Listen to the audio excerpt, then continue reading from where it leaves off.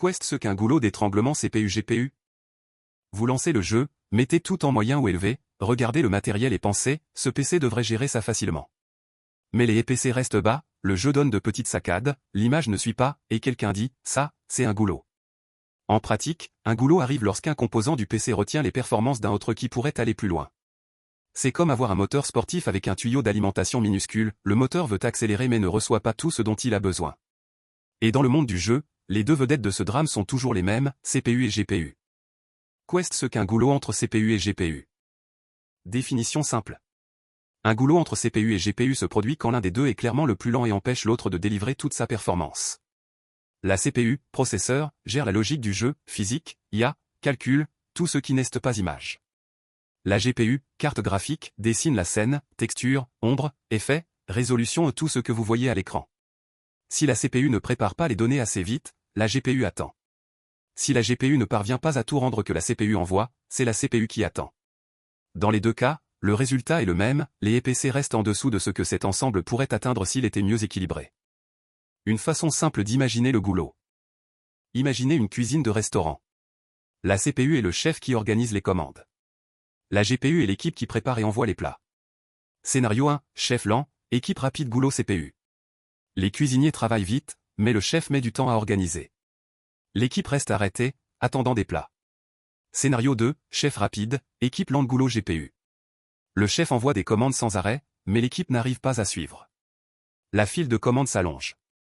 Le PC fonctionne pareil, il y aura toujours une partie, plus lente, définissant la limite. C'est normal. Le problème apparaît quand la différence devient trop grande et gêne votre expérience. Différence entre goulot CPU et goulot GPU. Direct au point. Goulot GPU. La carte graphique est à son maximum, usage très élevé, souvent autour de 100%, tandis que la CPU a encore de la marge. Fréquent dans les jeux très lourds graphiquement, en haute résolution, avec beaucoup d'effets. Goulot CPU. Le processeur est tout le temps saturé, tandis que la carte graphique ne dépasse pas un certain usage et reste en réserve. Ce qui se produit dans chaque cas. Goulot GPU. PC surtout limité par la carte graphique. Si vous baissez la résolution ou la qualité, les PC montent. Goulot CPU. Chute de PC dans les scènes avec beaucoup de monde, explosion, ville chargée. Vous changez la qualité graphique et les PC ne s'améliorent presque pas. Comment savoir qui limite, signe pratique. D'accord, mais comment voir ça? En regardant l'usage CPU et GPU. Si la GPU est toujours très haute et la CPU plus basse, probablement goulot GPU. Si la CPU est presque toujours au maximum tandis que la GPU ne décolle pas, possible goulot CPU. 2. En faisant de petits tests dans le jeu. Test 1, changez seulement la résolution, exemple. 1080p 1440p. Si les PC chutent beaucoup en augmentant la résolution GPU plus sollicitée. Si les PC changent à peine, même en baissant beaucoup la résolution CPU limitante. Test 2, réduire les effets lourds, ombre, distance d'affichage, post-processing. Si les PC montent bien la GPU à apprécier. Si ça change peu regarder la CPU. 3. En utilisant un outil de monitoring. Logiciel affichant l'usage CPU, GPU et PC en temps réel. L'idée n'est pas de retenir les chiffres mais d'observer. Qui est toujours au maximum? Qui semble en réserve? Ce qui cause réellement les goulots dans les combinaisons. Quelques cas fréquents. Processeur ancien avec carte graphique très moderne. La GPU veut délivrer beaucoup, mais la CPU ne suit pas les calculs par image. Processeur d'entrée de gamme avec GPU intermédiaire dans des jeux très demandeurs en CPU. Jeux avec beaucoup de PNJ, simulation, monde ouvert et MMOs sollicitent fortement la CPU. Carte graphique faible avec processeur puissant. L'inverse, la CPU a de la marge, mais la GPU a été conçue pour des tâches plus simples. RAM et stockage peuvent aussi créer des goulots. Bien que la vidéo soit centrée sur CPU vs GPU, peu de RAM ou un disque très lent peut causer saccades, chargement long et chute brusque de PC. Comment réduire ou éviter le goulot dans votre PC? Voici ce qui marche le mieux. 1. Équilibrer l'ensemble au montage ou à l'upgrade.